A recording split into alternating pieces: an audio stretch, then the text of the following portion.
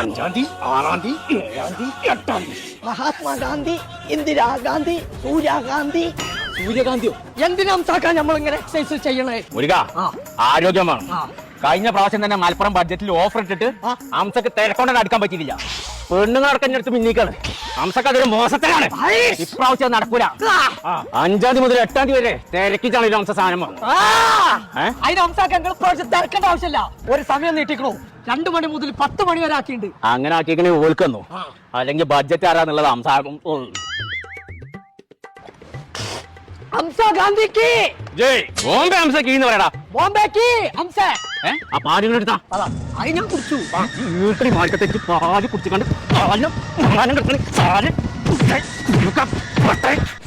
പട്ടപട ഇവിടെ ഉണ്ടായിരുന്നു. ബഡ്ജറ്റിക്ക് വളരെ ആരോഗ്യമായി. ഇനി 5-ാം തീയതി ആയി കിട്ടിയാൽ മതി. ശങ്കളെ മലപ്പുറം ബഡ്ജറ്റിൽ 5-ാം തീയതി മുതൽ 8-ാം തീയതി വരെ കൂട്ടത്തം വിട്ട് ഓഫർ നടക്കണം കേട്ടോ. 7-ാം തീയതി ക്രോക്കറി സാധനങ്ങൾക്കൊക്കെ ബമ്പർ ഓഫർ. 7 കേജിന്റെ വാഷിംഗ് മെഷീൻ ഒക്കെ വെറും 5999 രൂപ. കറണ്ട് അടുപ്പൊക്കെ വെറും 999 രൂപ. 19 ലിറ്ററിന്റെ OTG ഒക്കെ വെറും 2799 രൂപ. BLDC സീലിംഗ് ഫാൻ വെറും 1999 രൂപ.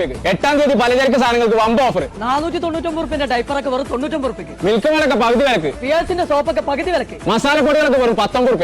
1 കിലോന്റെ ഓട്സ് ഒക്കെ 99 രൂപ. അപ്പൊ ഒന്നും നോക്കണ്ട, എല്ലാരും പോന്നോളി.